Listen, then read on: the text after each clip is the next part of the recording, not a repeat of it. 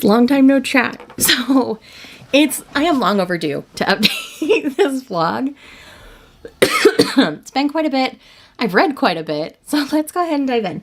So I have recently read this lovely pile of manga. Let's see. One Piece, I'm up to volume 16 now. Not sure if I've mentioned that before.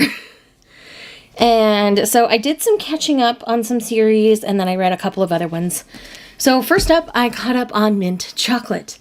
So I read volume 5, 6, and 7. I'm really liking the direction of this series, and I'm very excited to see where it's going to go from here. There are some things currently developing that I'm really interested to see where they're going to go from here. So yes, still a fan of Mint Chocolate, would definitely recommend. The next series I caught up on is The King's Beast. So I read volume 7, volume 8, and volume 9.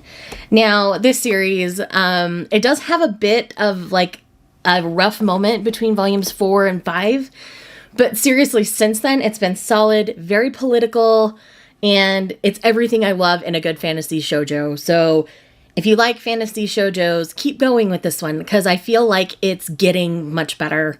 The romance has strongly started developing, and other political things have been revealed that are chef's kiss. They're so good. I am really happy with these last 3 volumes that I read because there are some really cool developments that have happened in the series, and I'm really excited to see what those will bring to the future of the series. And then the last series I did some catching up on was My Senpai is Annoying. So I read volume 8 and volume 9. I've been hanging on to these for not any good reason.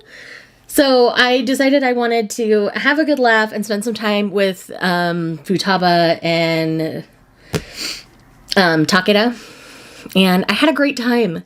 Like, the way things are developing just make my heart soar. It makes me so happy. I love it so much. 10 out of 10 recommend. The next thing that I ended up reading was the final volume of Donuts Under a Crescent Moon. I am so happy with the way this series ended. It is an unconventional ending, I guess you could say, for what I've read from other Yuris, but I really love how this one ended. It ended in a way that allowed different types of sexualities to kind of come to the forefront. And I really appreciated that. And it just made for a beautiful piece of Yuri that I will recommend for the rest of my days. What I want to do now is I want to go back through and read it straight through sometime soon so that I can give you guys a thorough review of the entire series. So that's something that should be coming your way soon. The other volume of manga that I've read is The Ancient Magus Bride Volume 17. Yes, I splurged a little bit and went ahead and picked this one up because I knew I'd read it right away. I love this series with my whole heart and soul. And after reading A Soul to Keep, I've been thinking about this series more and more because the Duskwalkers are roughly based on Elias. And I love this series so very much. And so I was so excited to have a new volume. So I went ahead and picked it up, and I have read it, and I loved it. And the direction of this series just continues to be magnificent. I'm thinking maybe sometime next year I'll do an Ancient Magus Bride read-along so other people who have been kind of sitting on the series have a chance to join in and catch up because this is a series I am truly passionate about and more people should be reading. Now, book-wise, I've been doing quite a bit of reading. Some of it's for secret projects, so I can't say too much there. I have 3. I have 3 that I've read since we last chatted that I can talk to you about. So first up is going to be the Mariana Zapata reread that I did, and that is Wait For It. I can understand why this one's not everyone's favorite. It's a take on a single parent romance that may not necessarily sit well with others. Our female heroine, heroine is naturally female, usually. Anyways, our female lead ended up inheriting her nephews when her brother passed away, and she is left in charge of taking care of them, so she is now their sole parent. And they moved to a new place, and their first night, One of the neighbors is in an altercation in the street. So she goes, she breaks it up, she takes him back to his home and meets his brother. And his brother is very hunky and very handsome. And things develop from there with the hunky neighbor, Dallas. And he slowly builds a relationship with the entire family. The boys are on board with their relationship before they start their relationship, and I really enjoyed it. Again, I can understand why some people wouldn't love this one as much, but it's still one of my faves, and I love it. The next thing is I finally finished Desperately Seeking Roommate, which I had borrowed from a coworker. She basically threw it at me and said, read this, I think you'll love it. And I think it's really sweet. Our female lead is sassy and curvy, and I love her for that. Abel is not your typical college sports jerk. He's actually quite sweet, and I really liked him. He's a total cinnamon roll, and the way he feels about our heroine is really sweet as well. And she puts out an ad for a roommate. He's the one that answers it, and they slowly develop a relationship, and it's sweet. I really liked it. I would give it a solid 4. It's a new adult romance, and I don't usually get along with those, but this one was a good fit. She's also let me borrow the other one in this series, so I'll probably read that relatively soon so I can get it back to her. The other one that I've read is I Married a Dryad by Regine Abel, because she dropped another book in the Prime Mating Agency series. This one is the most unique to the Prime Mating Agency series because this one is technically not through the agency, though Kayog is the one who sets them up. Anyways, it's really sweet. This one's probably my favorite, so I want to literally not tell you anything so you can just go in and experience it blind like I did, because I think that is the best way to experience this book. Just know that I absolutely loved it. I loved our hero. I loved our heroine. They truly were soulmates, if soulmates were something I actually believed in, and they were truly meant for each other, and I loved everything about it. So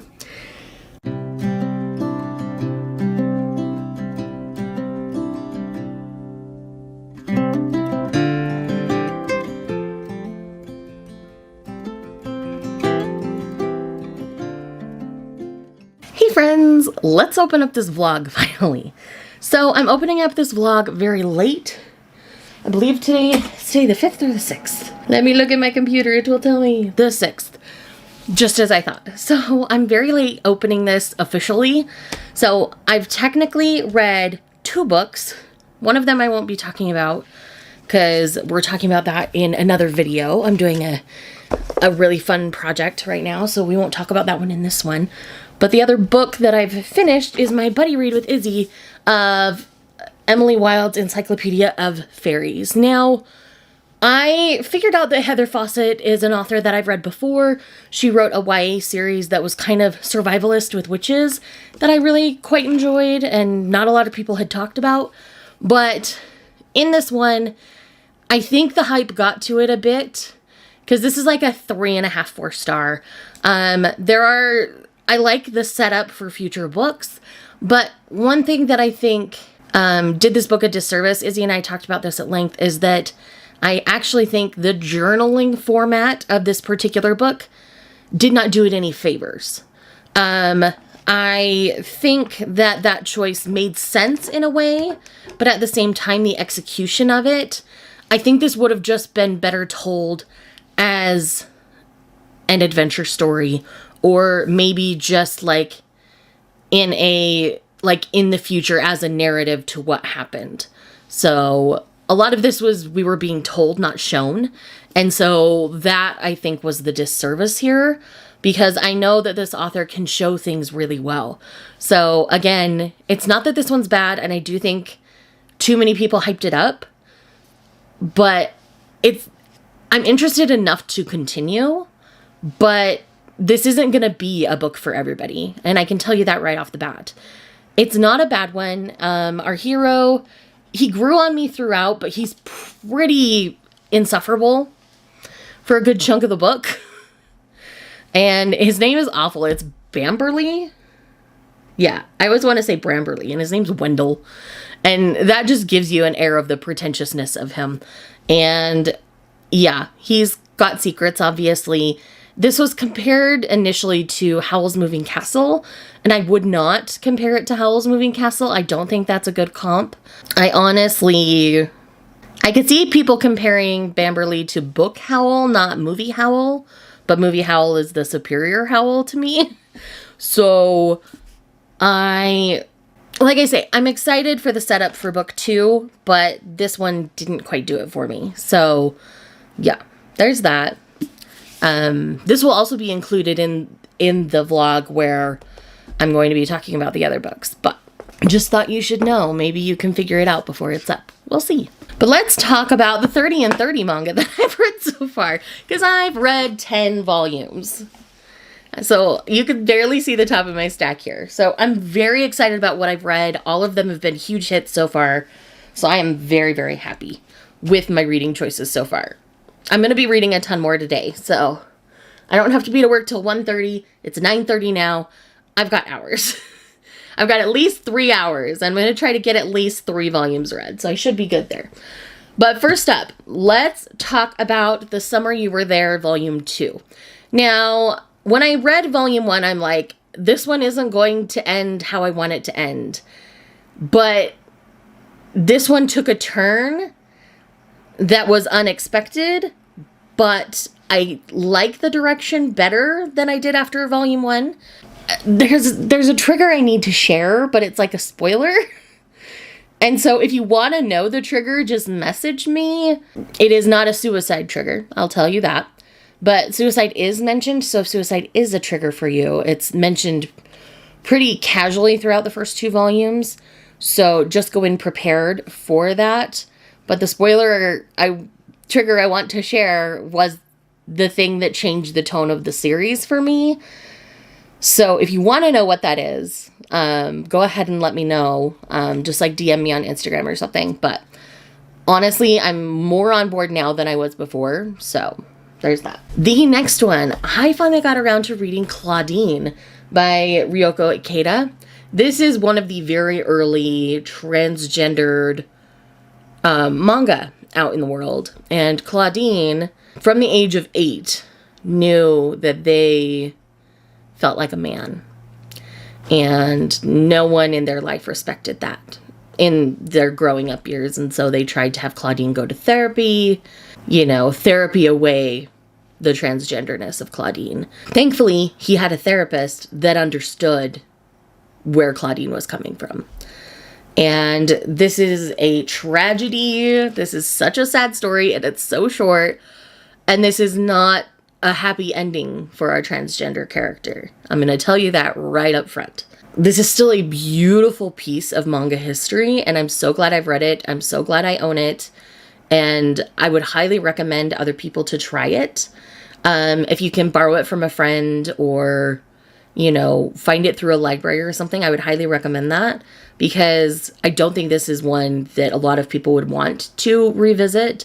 I know that I will in future, just because the art is stunning. This is the same mangaka that does The Rose of Versailles.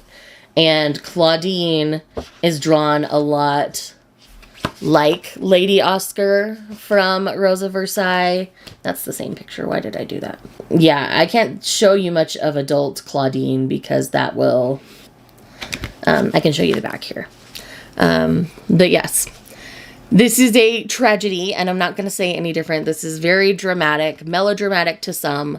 But I think, considering the time in which this came out, this was a very realistic look at what life would have looked like as a transgender person in this time period. So that's all I'm going to say about Claudine. I think I'll leave the rest for you to figure out and visit on your own, because I really adored Claudine.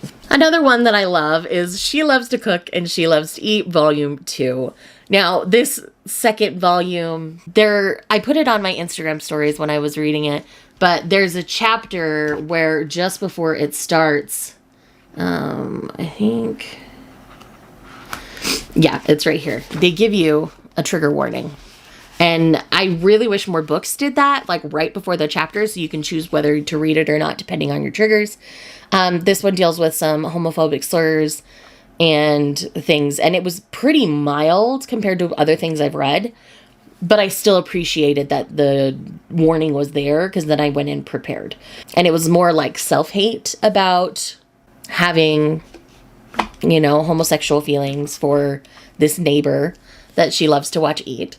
And I love everything about this. Like, these two are amazing. I will read this as long as it's coming out because it's having a lot of really good discussions. And I'm really looking forward to what's going to happen to these two in the future, because they've both acknowledged that they have feelings for the other, at least to themselves now. So I'm really excited to see where it's going to go from here. All right, next one. I finally got around to reading volume 16, which is the penultimate volume of Requiem of the Rose King. We are getting the final volume in this quarter, and I still love everything about this series.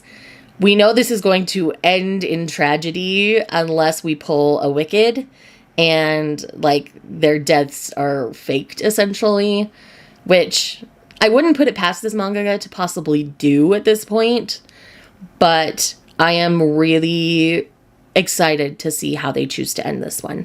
But yes, I really this particular volume was so good. Really loved it. And again, it's sad. When people die in this series, they truly die. But yes, that's how I'm feeling. That's where we're going to go, and that's that. So we will see what happens in the next volume. The next one had me smiling ear to ear, and that is The Girl with the Sanpaku Eyes, Volume 4. I am so happy to have as much of this series as they want to give me, because the adorable blushing and dating things going on, because like they go on a date on their school trip, and it's just the most precious thing ever. This is a very slice of life romance, and the blushing, the mutual blushing, and the fact that in this one her friends are trying to get her to talk about everything about having a boyfriend and stuff now, and it's so freaking cute. If you have not tried this series, it is a full color series. So you get a lot of color and a lot of detail that way. So that's why you end up paying a little bit more for it. Because like this one was a $16 volume. But it's also slightly bigger than the other volumes we've gotten, which I appreciated. And they're really beautiful. They have the gorgeous French flaps. I mean, Denpa really does a fantastic job with their publishing. But yes, I absolutely love and adore it. Please, please, please read The Girl with the Sanpaku Eyes if you're not. Because, oh, the cuteness. The cuteness! All right, up next, I did some catching up on a couple of series. So first up, we're going to talk about Shangri-La Frontier, because I have now read through Volume 4. And Shangri-La Frontier is one of my favorite ongoing shonen right now. If you're a video game lover, you will greatly appreciate this series. Where Volume 4 ended kind of sucks, so I'm very much looking forward to Volume 5. But in this one, essentially, our main character has purposely played really bad games for a very long time. And then he's basically headhunted by the people who play Shangri-La Frontier to try it. And within the first volume, he unlocks something that no one else in the game has ever unlocked, which is, you know, like a rare event, and has already progressed the storyline faster than any of the players who had played before. And so, obviously, now people are trying to headhunt him within the game to do certain things for and with them. So, I am very excited for the future of this series. Each of these characters plays an important role. Yes, you could call it a harem thing if you want, which I hate using that term, but it's not really, because none of them, there's only one that really has like romantic feelings towards him. And that's because they know who they are outside of the game and have romantic feelings towards them there. So that's all I'm going to say on that front. I don't want to spoil things because I think this one is best to just go in and enjoy. Especially if you love something like Sword Art Online, but were really disappointed with the direction it went, I think you'll enjoy this one more. Because honestly, it's so good. And if you love video game elements in your stories, like, this is all about the video game, so just know that I absolutely love and adore it. I believe I'm current. I don't think 5 is out yet. So, very excited to continue once I can get my hands on Volume 5.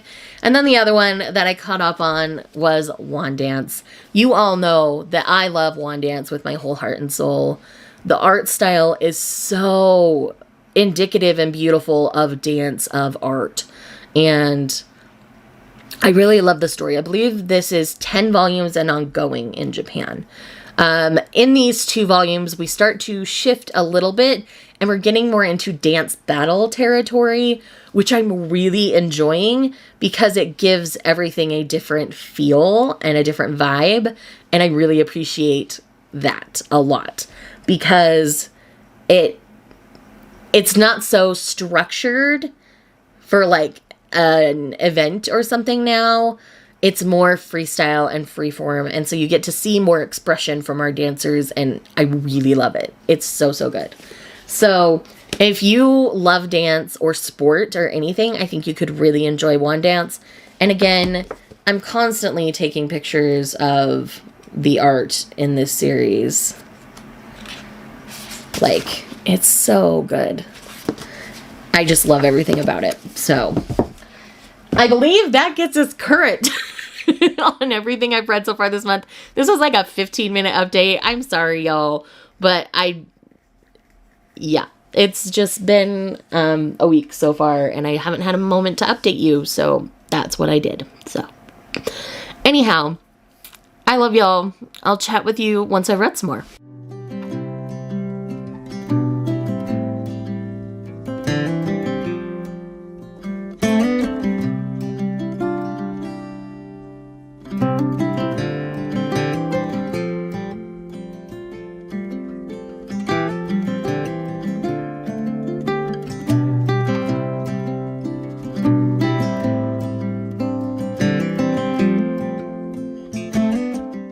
There. So let's check in. Let's talk about what I've read. I've not read too much since we last chatted, if I'm totally and completely honest. So first things first, book-wise, I've been reading for that designated vlog that I'm doing right now, so I'm not going to mention that here.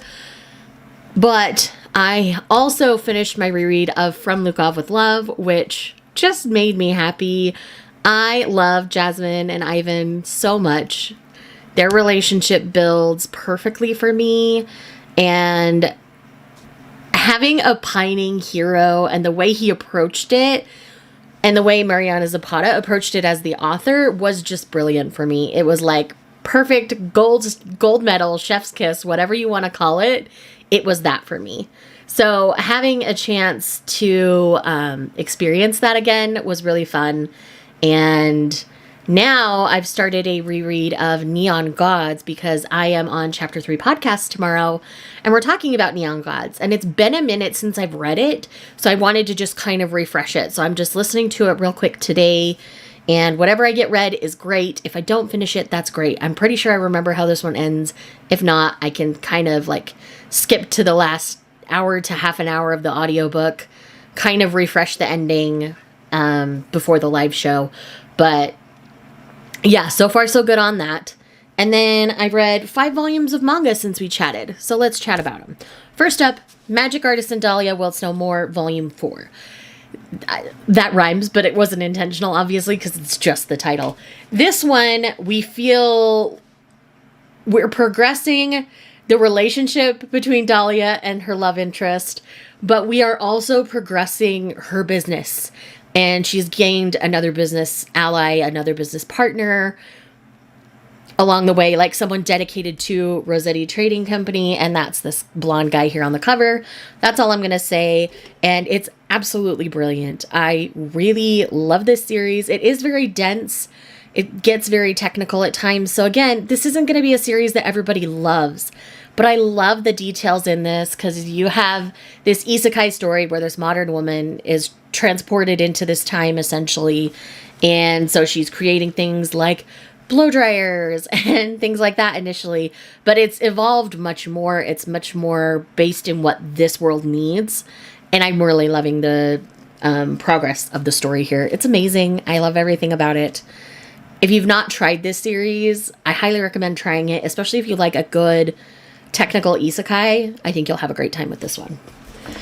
The next one is I did read Volume 6 of Kaiju number 8. Kaiju number 8 is one of my current favorite ongoing shonens right now. I really love everything about this. This volume wraps up the cliffhanger that we had in the middle of Volume 5, but it gives us a different cliffhanger at the end of 6. But it's one that I'm more okay to sit with. I'm still very excited for when Volume 7 comes out, but Volume 6 was absolutely fantastic. 10 out of 10 would recommend it. The next one is In the Land of Leodale, Volume 2.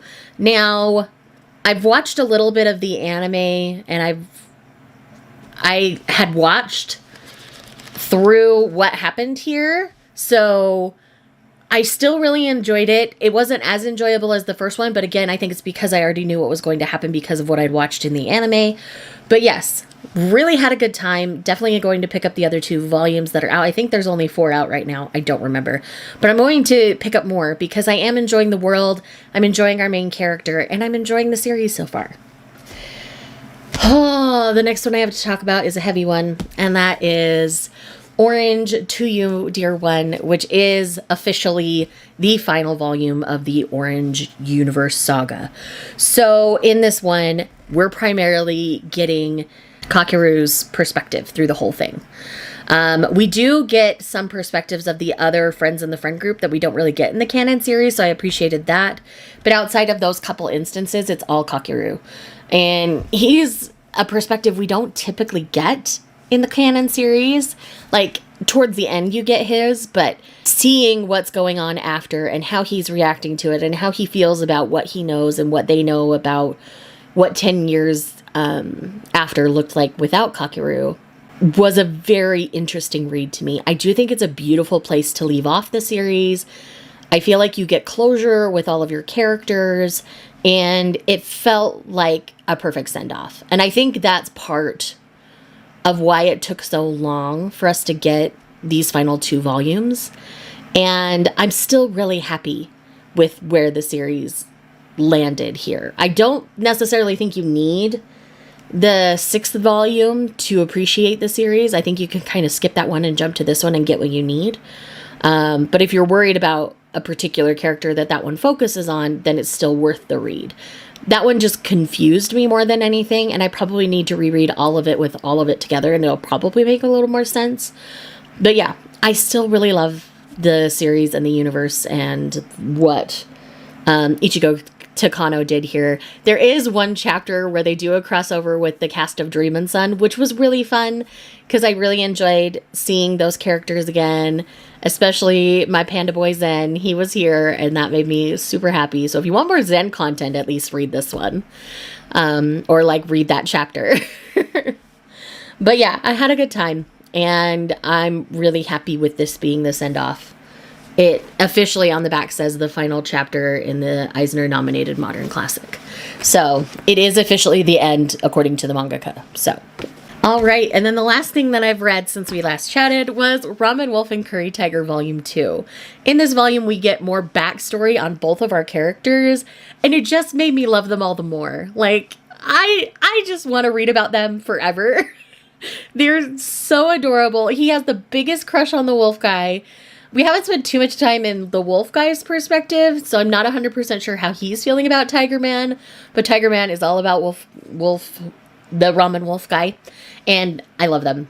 I want this to be for EBL. I don't care what anybody says. It's what I want, and I do think it will get there eventually. Right now, they're just really good friends, and he's got a major crush, and I love it. I love it so much. They actually go to a hot spring in here, and we get to see our Tiger Man, like, reflect on his past and how he feels about his body and stuff. And it was just very interesting to me. And then we get to see him as a little boy because he runs into an old friend. And it was, like, the best thing ever to me. Like, I just love this volume so much. Like, if you just want something pure and lovely and centered around food, Ramen Wolf and Curry Tiger is it. Like, it's just so good. All right, guys, that's it for this clip. I'm going to get some more reading done today. I'm probably going to do a lot of, like, One Piece and Yona reading. I also need to get through Neon Gods. So that's kind of the plan right now. I don't have too much to say about anything else because I obviously need to read more. But once I have more to say, I'll come back and I'll chat with you. Hopefully you'll get some really nice B-roll in between because, yes. Hello. So today I reread all of Neon Gods because I am on that podcast. I will leave it linked in the corner because that'll go up before this video does. But it was really fun to revisit this one. Again, this is a Hades and Persephone retelling in Katie Roberts' Dark Olympus universe. And it does have ties to her other series, specifically Sabine Valley. But she's got Sabine Valley on hold for now. I don't know if she'll ever come back to it, which makes me super sad because I was loving Sabine Valley. But anyhow, I really enjoyed my reread of this one. I feel like because I know more about the Dark Olympus world now, I feel like I enjoyed this book more. So that is the one thing I wish that we had a little more of in this first book, is a little more of the world building, so that the enjoyment of the world could be better experienced. It makes me want to reread the rest of them and finally finish Radiant Sin. I only ever got like halfway through it, and then everything happened with my grandma, and I put it on pause and just never got back to it. So there, I don't remember if we're doing the whole series reread through the podcast or just this one. So once I figure that out, you might be seeing me reread the other two and finishing Radiant Sin. I may have to start from the beginning at this point because it's been like a month. But yes, really enjoyed my reread. Wanted to make sure y'all knew. And yeah, I'm probably just going to read a bunch of manga the rest of tonight. Maybe play a little Minecraft with the hubs. I don't know. We'll see how I feel. But yeah, so that's what's going on. I've done a lot of filming today in this shirt with this outfit and with my hair done this way. So I'm sorry if you've seen a lot of it lately, but it is what it is. So anyhow, I am going to go read.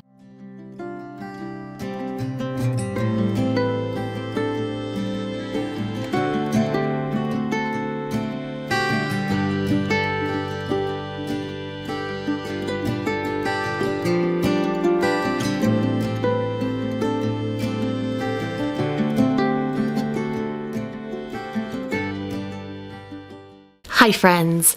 So I am here to do the final clip for this vlog because I am a hot mess express and I haven't talked to you guys in a hot minute. Today is actually the 18th, the day you're going to be seeing this video, because I plan on uploading it right away. So let's quickly talk about the manga that I've read since we last chatted.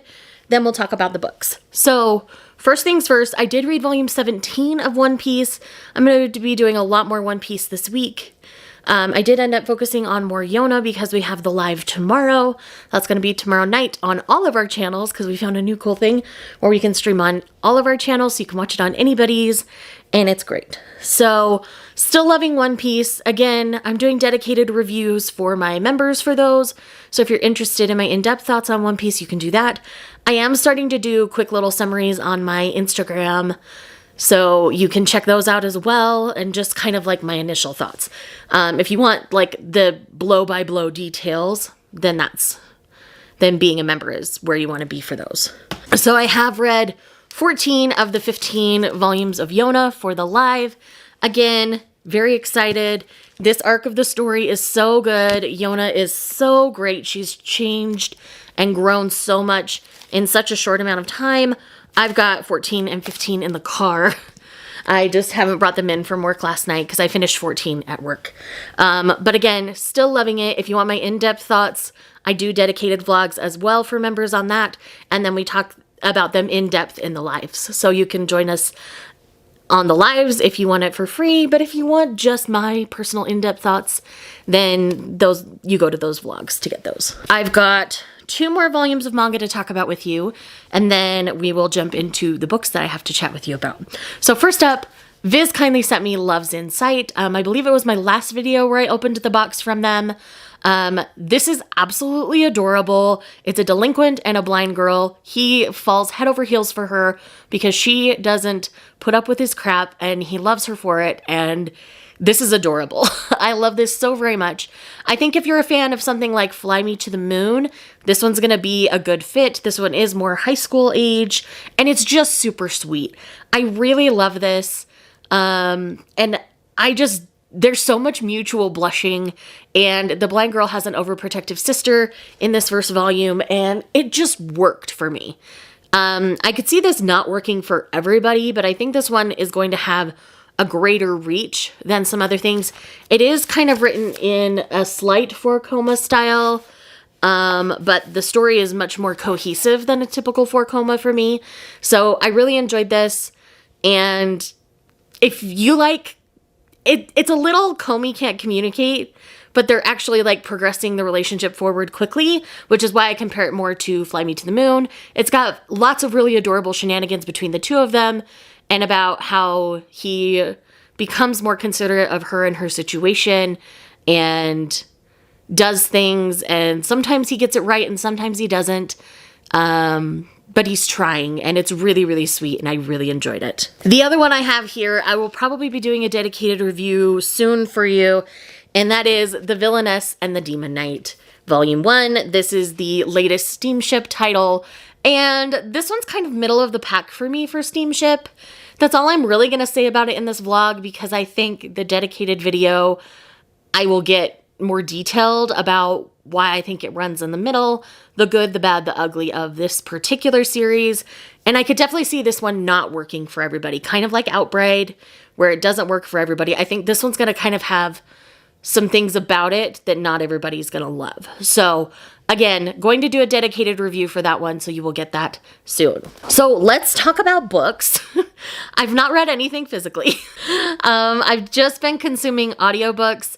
I do have a couple physicals that I have read, but they're for that video that's going to be coming later this week. And so let's talk first about The Empress of Salt and Fortune and When the Tiger Comes Down the Mountain. So I've read the first 2 books in this series. I'm waiting for the third one to come in from my library so I can listen to it. I really enjoyed the first one. The second one, the story didn't keep my attention quite as well as the first one, but both were still very enjoyable. These are both by Niveau, and we follow Chi, a cleric, and she's going around collecting stories. And in the first one, we follow Rabbit, and in the second one, we're following Tiger. And the ways that Rabbit and Tiger look at the world are very different, so the books feel very different. The only cohesive thing really between them is Chi. I think it was a little too jarring the other way for me on this one.